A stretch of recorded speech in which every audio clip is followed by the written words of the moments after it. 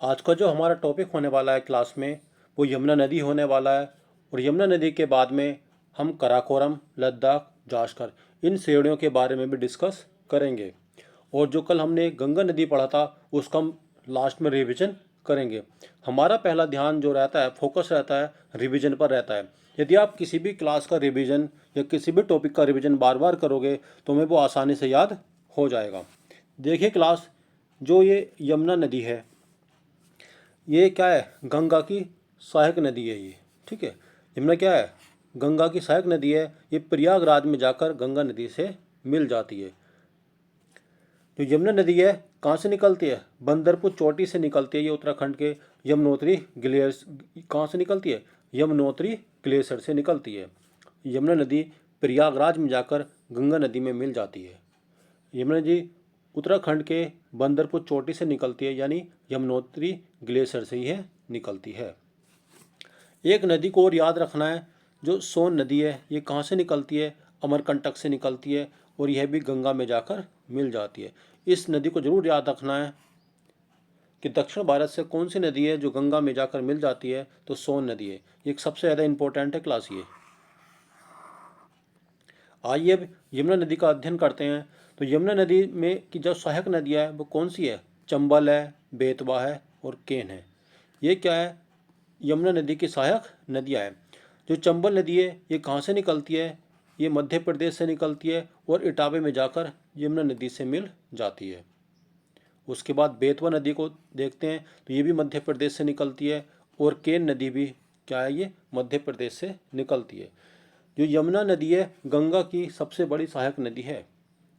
यमुना नदी क्या है, गंगा की सबसे बड़ी सहायक नदी है ये।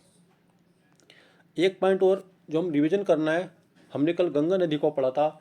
तो गंगा नदी की जो दाएं हाथ सॉरी जो बाएं हाथ की सहायक नदियाँ थी वो कौन कौन सी थी, तो रामगंगा थी, गोमती थी। हमने इस तरह से जाना था, ये क्या था, ये गंगा नदी थी। क्लास यहाँ पर कौन सी थी, ये रामगंगा थी। ये रामगंगा, आगे ये गोमती थी। ठीक है, ये घाघरा थी। आगे चलकर ये गंडक हो जाएगी क्लास। फिर आगे चलेंगे, ये कोसी। और उसके आगे लास्ट नदी कौन सी थी, महानंदा थी ये। और इधर से क्लास कौन सी नदी आके मिल रही है गंगा नदी में, तो ये मिल रही है हमारी इस तरह से, ये मिलेगी यहाँ पर यमुना नदी। यमुना नदी कहाँ पर मिल रही है ये, तो यमुना नदी मिल रही है यहाँ पर ये इलाहाबाद में, प्रयागराज में। यमुना नदी ये गंगा नदी में जाकर कहाँ मिलती है, प्रयागराज में। जो रामगंगा है ये यहाँ पर कहाँ मिलती है, कन्नौज में। रामगंगा गंगा नदी में आकर कहाँ मिलती है, कन्नौज में। गोमती नदी कहाँ पर मिलती है क्लास, ये तो गाजीपुर में मिलती है। ये घाघरा, गंडक और कोसी, ये तीनों नदियाँ गंगा नदी में बिहार में आकर मिलती हैं। कोसी नदी को बिहार का शोक के नाम से भी जाना जाता है। जो रामगंगा थी इसके किनारे जिम कॉर्बेट नेशनल पार्क था। मुरादाबाद, बरेली और बदायूं जिले से ये होकर जाती है। गोमती नदी के किनारे कौन सा शहर बसा था, ये एग्जाम में बार बार पूछा जाता है। तो गोमती नदी के किनारे ये लखनऊ शहर बसा हुआ था।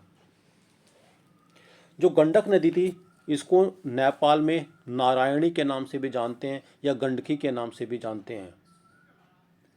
ठीक है, जो कोसी नदी बिहार के शोक के नाम से जानी जाती है और सबसे अधिक मार्ग परिवर्तन करने वाली नदी के नाम से भी इसको जाना जाता है। जो महानंदा नदी है ये पश्चिम बंगाल में गंगा के बाएं छोर से मिलने वाली अंतिम और सहायक नदी है। ये एग्जाम में प्रश्न पूछा जाता है, गंगा में बाएं ओर से मिलने वाली अंतिम नदी कौन सी थी, तो महानंदा नदी थी ये।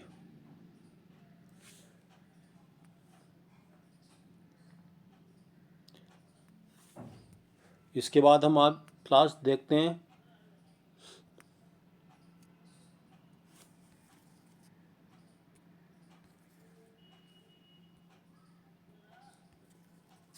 भारत, ये देखना, यानी जो उत्तर का पर्वतीय क्षेत्र, इसके अंदर क्लास अभी हम जानेंगे, जिसमें ट्रांस हिमालय है। उसके बाद कौन सा पड़ता है हमारा, बृहद हिमालय हो जाएगा, लघु हिमालय और बाह्य हिमालय, और नदियों के आधार पर हिमालय का विभाजन। ट्रांस हिमालय को हम तिब्बत के हिमालय के नाम से भी जानते हैं, बृहद हिमालय इसको महान हिमालय के नाम से जानते हैं, और लघु हिमालय को मध्य हिमालय के नाम से जाना जाता है। बाह्य हिमालय या फिर इसको किस नाम से जानते हैं, शिवालिक हिमालय के नाम से जानते हैं।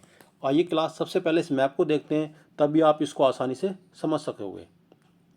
देखिए, सबसे ऊपर कौन सी चोटी है, ये श्रेणी है कराकोरम। यहाँ पर कौन सी है, ये कराकोरम है। कराकोरम की सबसे ऊंची चोटी कौन सी है, K2 है।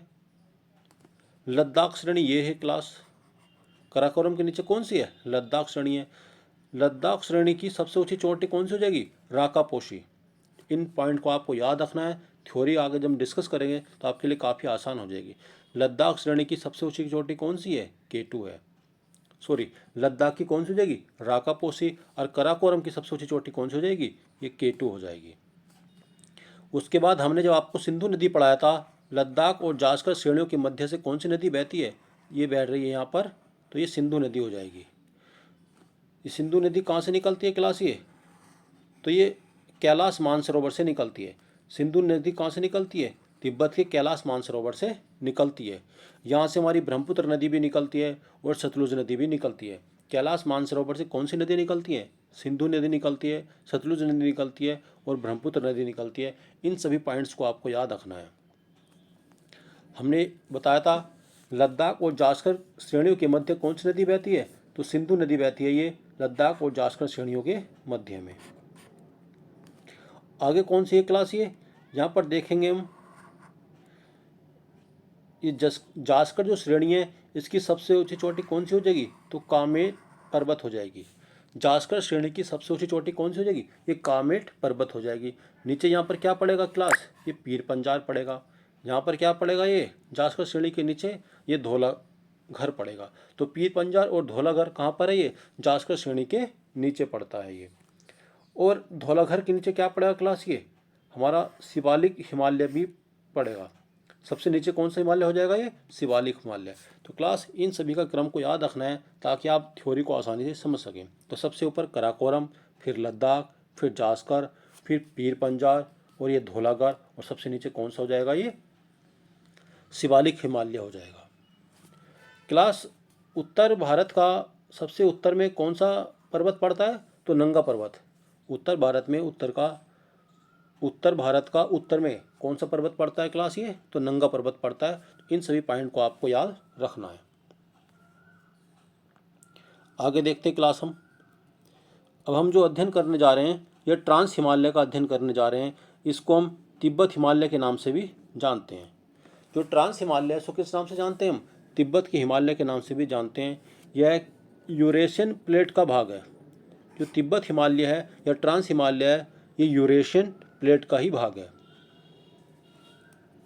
यह जम्मू कश्मीर राज्य के, जो जम्मू कश्मीर है उसके हिमालय के उत्तर में है। जो ट्रांस हिमालय है, हिमालय के कहाँ पर है, ये उत्तर में है। जम्मू कश्मीर के उत्तर में कौन सा पड़ता है, ये तिब्बत हिमालय, ट्रांस हिमालय के नाम से इसको जानते हैं। यहाँ से जो तिब्बत हिमालय है, यहाँ से सतलुज नदी बहती है, सिंधु नदी बहती है और ब्रह्मपुत्र नदियाँ यहाँ से निकलती हैं। हमने आपको अभी थ्योरी में बताया था, तिब्बत हिमालय से या ट्रांस हिमालय से सतलुज, सिंधु और ब्रह्मपुत्र नदियों का उद्गम होता है। ट्रांस हिमालय के अंदर एग्जाम में प्रश्न पूछा जाता है, ट्रांस हिमालय में कौन कौन सी चोटी आती है, तो ट्रांस हिमालय के अंदर कराकोरम, लद्दाख और जास्कर, ये 3 श्रेणियाँ आती हैं।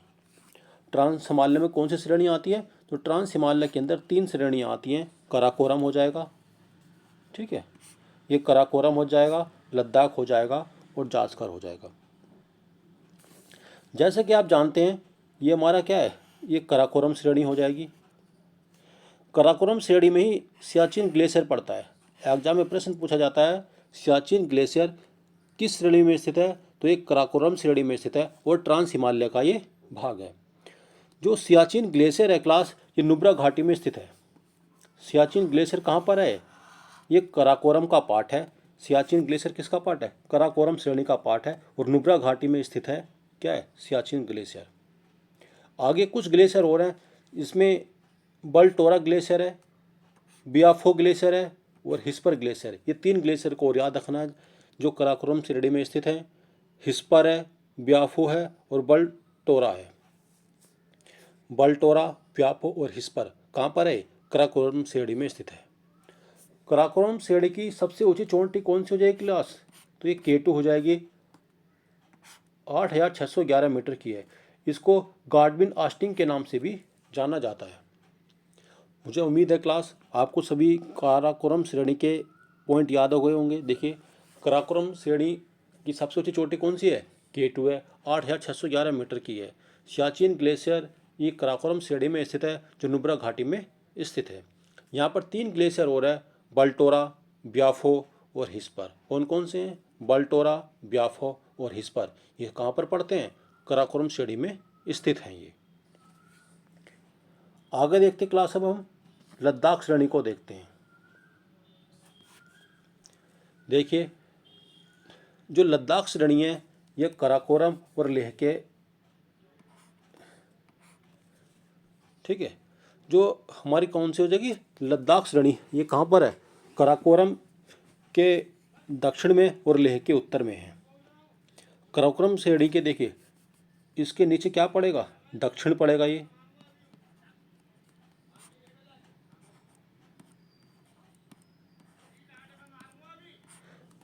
ठीक है, काराकोरम के दक्षिण में और लेह के उत्तर में क्या हो जाएगा? हमारा लद्दाख श्रेणी हो जाएगी। आपको यहाँ पर एक पॉइंट याद रखना है, काराकोरम और लेह के मध्य कौन सा है? सबसे तीव्र ढाल पड़ता है, चोटी पड़ती है राकापोशी। लद्दाख श्रेणी की सबसे ऊंची चोटी कौन सी हो जाएगी? ये राकापोशी हो जाएगी। इस पॉइंट का आपको याद रखना है। लद्दाख श्रेणी की सबसे ऊंची चोटी कौन सी है? राकापोशी, जो काराकोरम और लेह के मध्य में स्थित है।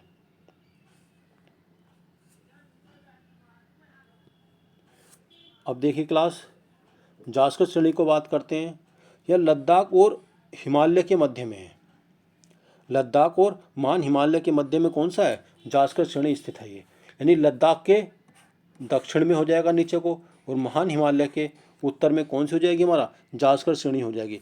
जास्कर श्रेणी से कौन सी नदी निकलती है क्लास? यहाँ से लद्दाख और जास्कर के मध्य कौन सी निकलती है? हमारी सिंधु नदी निकलती है। इस पॉइंट को याद रखना है।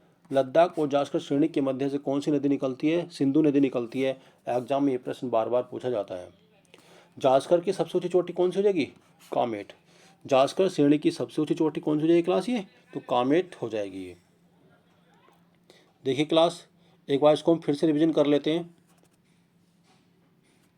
देखिए, ये क्या है हमारा? सबसे ऊपर ये काराकोरम, इसकी सबसे ऊंची चोटी कौन सी हो जाएगी? K2 हो जाएगी। काराकोरम की सबसे ऊंची चोटी कौन सी हो जाएगी?